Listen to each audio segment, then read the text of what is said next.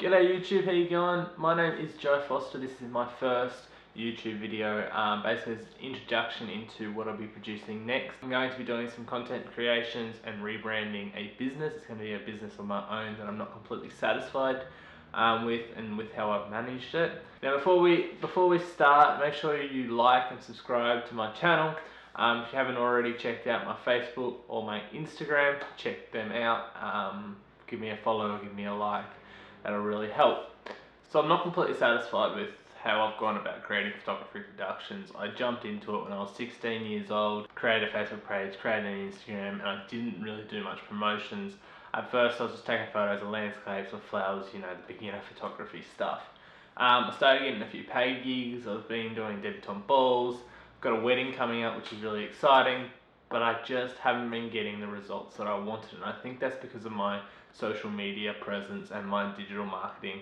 The way I present myself, my logo, I don't think it's memorable enough. So what we'll be doing is creating a step-by-step guide of how I'm going to go through and create content for photography production. So there will be a video on logo design, on digital marketing, on web design, t-shirt design, everything that I'm going to go through to create this business. So I've already got my Facebook page, I've already got the Instagram, and I've got a small following. By a small following I mean like 300 likes on Facebook and I think like 200 follows on Instagram. So I don't have a large following at the moment, but I have got the brickworks there to set up this company. So I'll be going through that and rebranding it to what it will be in the future. So the first thing that we are going to talk about is, before we even start rebranding, what we need to know. What we'll be covering in this video is all the behind work, getting your business rebranded before you actually jump into the deep end and start doing it. Because that's what I've done with photography productions. I just sort of had the idea, created the Instagram, created the Facebook, and that's what it was. Okay, so when researching for your brand, it's a good idea to use Pinterest. So you can organize all your ideas, your thoughts on what you want to do with, you know, the way you want your website to look, the way you want your Instagram to look, the way you want your logo to look. Now in the next video, I will be looking at redesigning my photography productions logo. So that's what we're going to dive into with using Pinterest. So what I have done is I've created a board called Photography Logos. And now what we can do is we can click on this. It's got some recommended searches that you can use. So I'm just going to click on one. And now we have some photography logo design ideas here that we can explore. What you should keep in mind when researching is exactly what you want to do with your logo. Do you want a symbol, or do you just want text, or do you want your text to create a symbol? So like, look at this one. This one is just text, and then they've added the tie, and that M has therefore become a symbol, and that Mr. is all pretty much their brand. So I think that's really smart. They've used text and they've used a symbol, and it makes it recognizable. Some people like the idea of just having text, like this one. It's great, it's effective. The only problem I have with it is I don't think it's memorable enough. That's what I've got at the moment with my photography productions. It's black and white, it's photography productions, and I don't think that's memorable. So I want to create a logo that's memorable. So I want something to have a symbol, that if I just have this symbol, that it will be recognizable without the photography productions text underneath.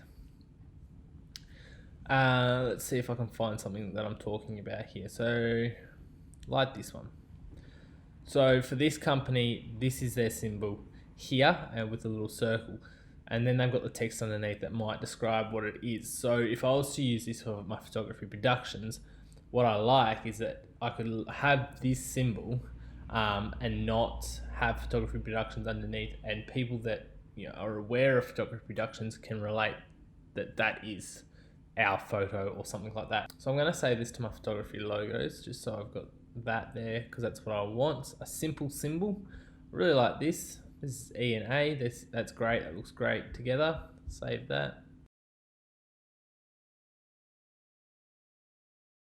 I love this. So they've incorporated the camera into the font, which looks great. So I'm going to save that. So what you can do is you can, instead of going back and forth, once you find one you can scroll down and find ones that are similar to the post that you're on at the moment, which is really handy. Instead of getting a whole different range of styles, you're looking through the style that you've clicked on and you like. Okay, so what I'm doing now is going through and saving a whole heap of styles that I like. I'm finding new ideas. Originally I wanted a camera idea, found some really nice text that looked really good, that could be good for symbols. Now what you're going to see next is my board. In the next video I'm going to have a whole different range of logos. I just didn't want to go right into depth in this video because I didn't want to bore you guys, and I'll show you them in the next video.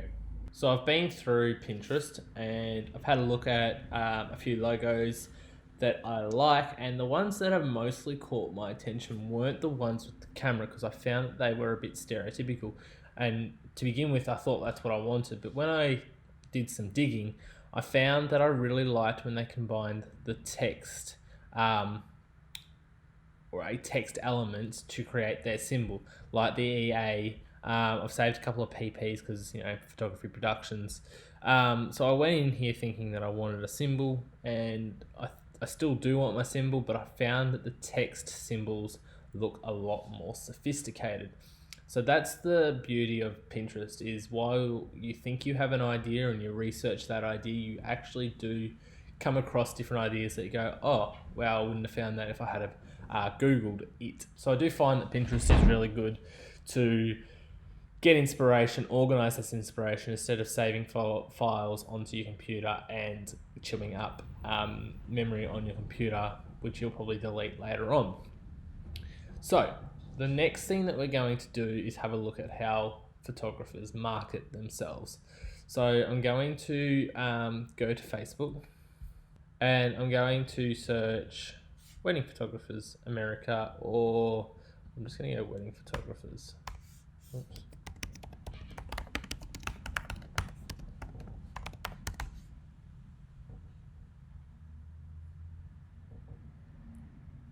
And I'm going to go pages. So what I'm going to be looking at is the profiles that have a lot of likes. So I'm getting wedding photographers here that I think are just like groups. They're pages, but they're for people to follow. So if I just go, instead of having S, we'll just go photographer. Here we go. Now we're starting to get somewhere. So there's this place here. They've got 2,600 likes. That is great. They've got a pop-up where they've got automatic messages, and I think that's great. It shows that the business is organized. They've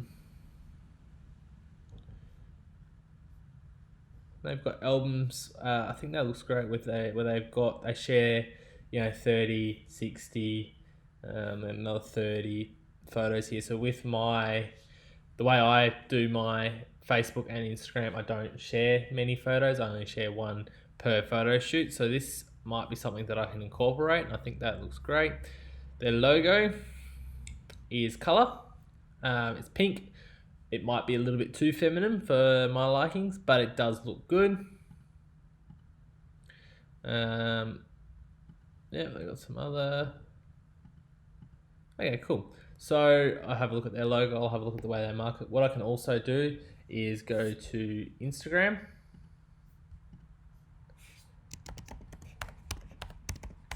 And have a look at the way that they market themselves on Instagram. Cuckoo Photography. Yeah. Okay, so they've got quite a nice, clean style. They post a lot by the looks. 257 posts, which is great. They've got 1,000 followers. They look to me that I would book through them because it's quite a nice way of doing it. Now they've got some quotes going on here. They've got 60 likes. I don't think they're getting they're getting engagement on these quotes, which is great. So they're getting comments. So they're obviously engaging well. So let's have a look at this one.